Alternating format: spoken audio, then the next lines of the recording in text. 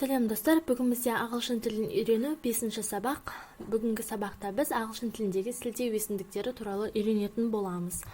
Жалпы сілтеу өсімдіктері біріншісі this, бұл, that, анау, these, бұлар, those, аналар.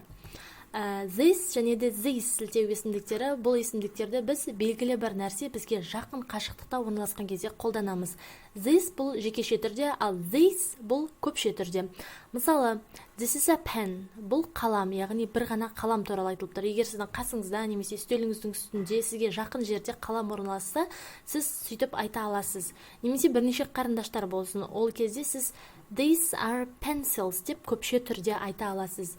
Енді осыған қарама қарсы that және де those сілтеу өсімдіктері бар. Біз бұл сілтеу өсімдіктерін белгілі бір нәрсе бізден алыс қашықтықта орналасқан кезде қолдана аламыз. Мысалы, that is a pen немесе those are pencils деп айта аламыз. Яғни бұл жердегі қалам және де қарындаштар бізден сәл алыс қашықтықта орналасса, біз соларға қарай нұсқап айта аламыз.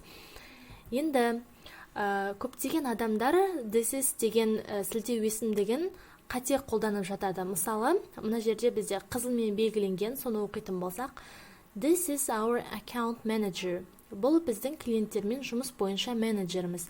Яғни бұл жерде не қате десеңіз, біз бұл жерде белгілі бір адам туралы айтып тұрмыз. Яғни адамға this is деп нұсқау бұл сәл дөрекілік болып табылады.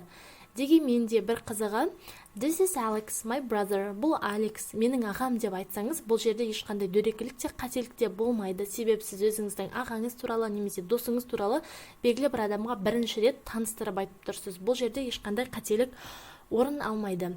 Енді келесі, көптеген ағылшын тілін алғашқы үйреніп жатқан адамдар it is пен this is-тің айырмашылығын білмей көп жағдайда шатастырады. Бұл жерде бізге мысалмен түсіндірейік. This is a book. It's very boring. Бұл кітап өте қызықсыз екен. Бірінші сөйлемде this is a book деп біз кітапты нұсқап, алғашқы рет кітап туралы айтып тұрмыз.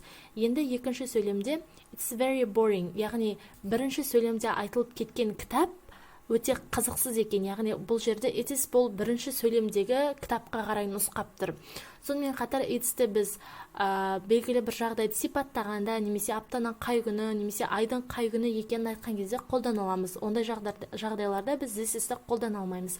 Мысалы, it's Monday, бүгін дүйсенбі, it's easy, бұл оңай, немесе it's time to go home, үйге баратын уақыт болды деп қолдана аламыз. Енді үй тапсырмасы, төменде берілген бос орындарға it пен this екеуінің біреуін таңдап қойыңыз. Комментарияға жаза кетсеңіздер болады. Біз оны тексереміз, содан соң сіздерге дұрыс жауабын айтамыз. Егер сіздерде барлығы дұрыс болған болса, онда сіздер сілтеу өсімдігін толық меңгердіңіздер деген сөз. Назарларыңызға рахмет.